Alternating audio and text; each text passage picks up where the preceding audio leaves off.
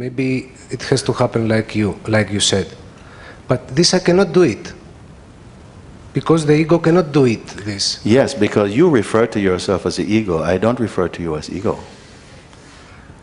You see, this is another point, and it's good that you mention it, in fact.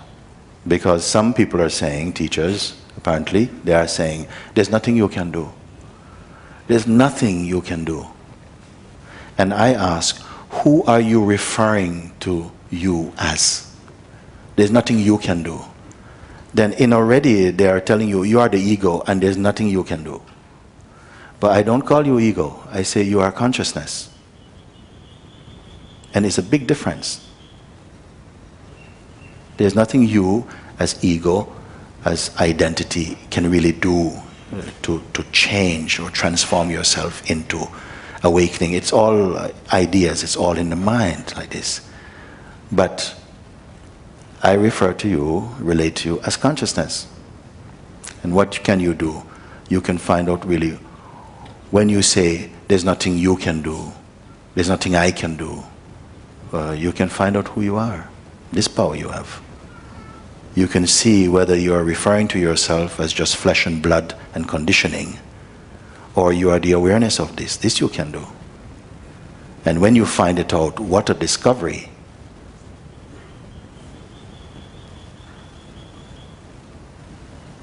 Because if you tell people, nothing you can do about this, you imagine that that's a great freedom. It's not. It's a very oppressive idea. There's nothing you can do. They're already labeling the ones who come to them that they are egos. So where is the fruit of that relationship going to be? If the teacher already is relating to you, your ego, where's the end of your misery? According to these people, even what you say, consciousness, it's ego also. Because if there is a choice that I can do something, it is the ego. This is the ego. You see this again. This isn't like total nonsense you're speaking. It is true. It is true.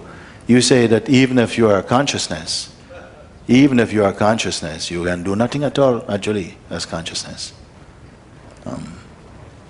Then this whole manifestation is a joke. We're all here as kind of prisoners. You're just being moved around like puppets.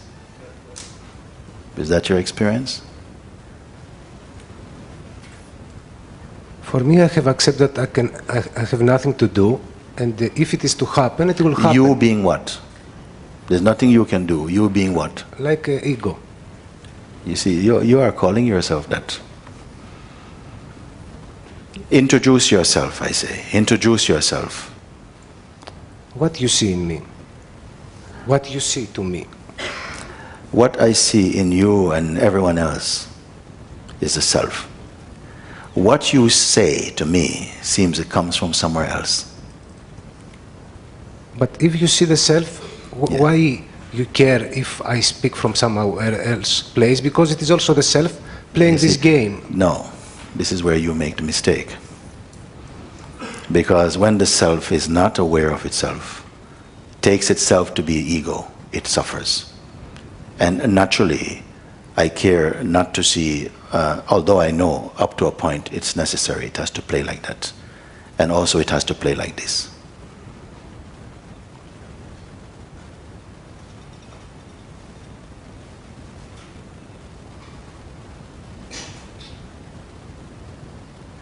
Consciousness, pure consciousness, awareness, absolute, what you want to call it, when it manifests as humanity, as diversity, it's not like, oh, I don't care about that, that's something. No, it is very much imminent also in its manifestation.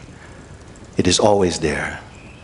The potential also for expressing as body-mind very deeply is also there.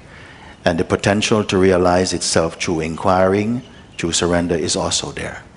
This is the game of the existence. You can call it like that. You cannot say, there's nothing I can do. Then you already nail yourself into a conceptual trap.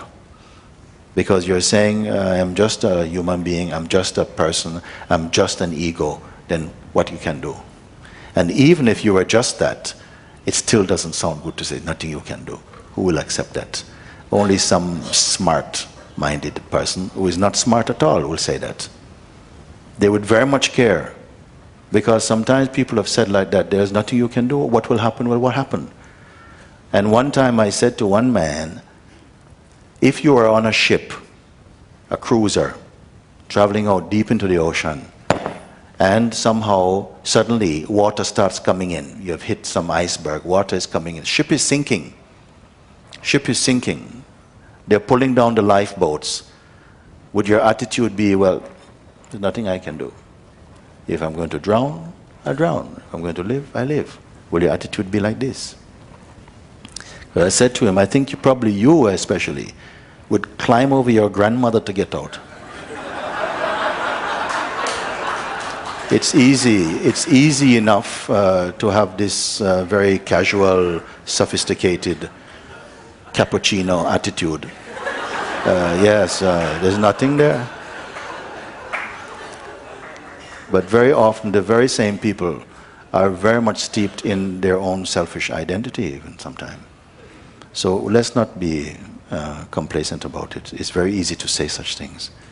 But yet, if all choice was denied of you actively, I don't think even that is